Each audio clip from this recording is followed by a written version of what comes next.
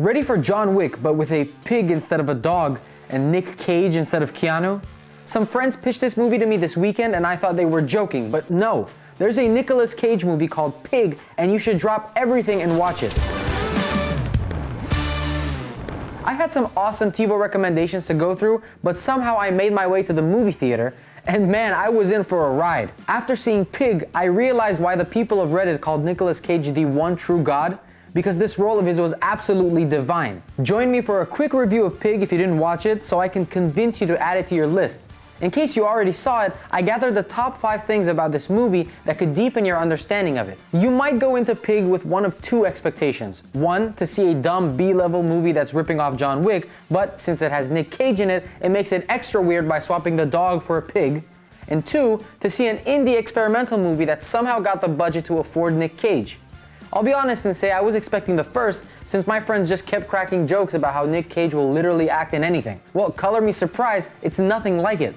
Even Cage said that he couldn't think of a movie further from John Wick than Pig in an interview where he said he also didn't expect it to be such a hit. You and me both, Nick. Just based on that tagline, Pig could have been an epic flop. Instead, it's a masterpiece on multiple levels. On a character level, it's a very intimate depiction of grief, following not just Nick Cage, but each character as they cope with a personal loss.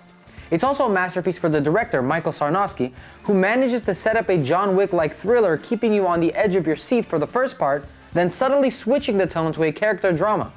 The movie starts off showing Nick Cage as Robin, a rugged forager who spends his days with his pig gathering Oregon truffles. Amir, a rich kid driving a yellow sports car, comes by every week to get those truffles and resell them at a markup.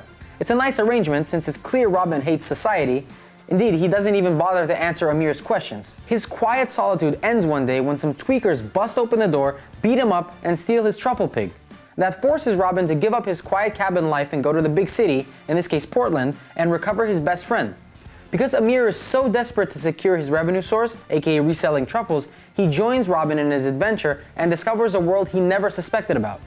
It all sounds like a cross between John Wick and Taken, so basically just non-stop action, but thanks to a fantastic script and some fantastic actors, Pig is a fantastic drama that's going to stick with you for a while. In case you forgot, Nick Cage actually has a Best Actor Oscar to his name for 1995's alcoholism drama Leaving Las Vegas. Still, I'd argue that the big surprise here is actually Alex Wolff as Amir. You first see him as an obnoxious daddy's heir type of dude who not so much exploits Robin but craves his approval, but by the end, his character will earn your respect. And now, if you have seen this movie, let's not fear the spoilers and see more about it.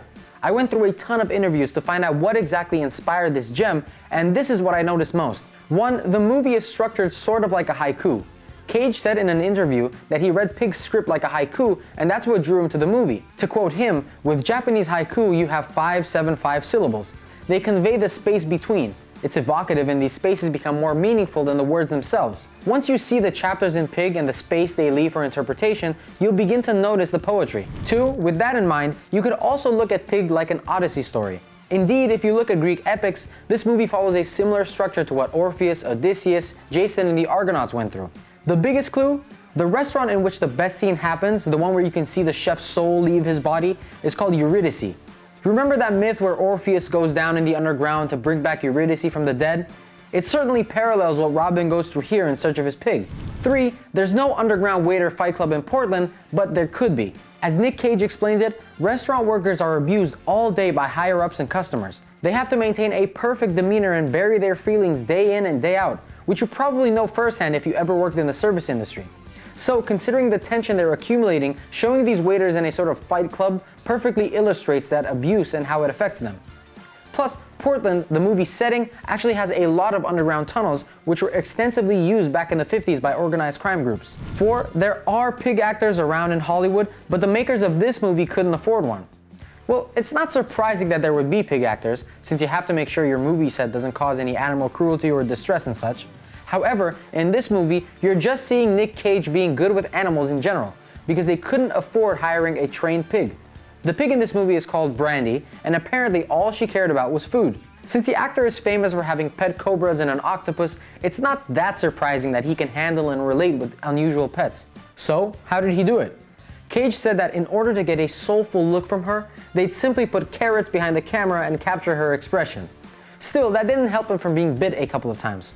And 5, Nick Cage's performance is actually inspired by his cat. You know those times when you're just like, fuck this, fuck that, I'm gonna stay home with my cat and finish up all the movies in my TiVo? That's basically what Robin wanted to do. Just hunt truffles, cook, and spend time with his pig. And Nick Cage himself said he had long periods of time where he didn't want any human companionship. He just wanted to sit home near his cat. In an interview, he said he actually got so close to his cat, he started dreaming about losing her, and those dreams and fears inspired his Robin performance. Well, there you have it. A love of poetry, one hungry pig, and one cuddly cat.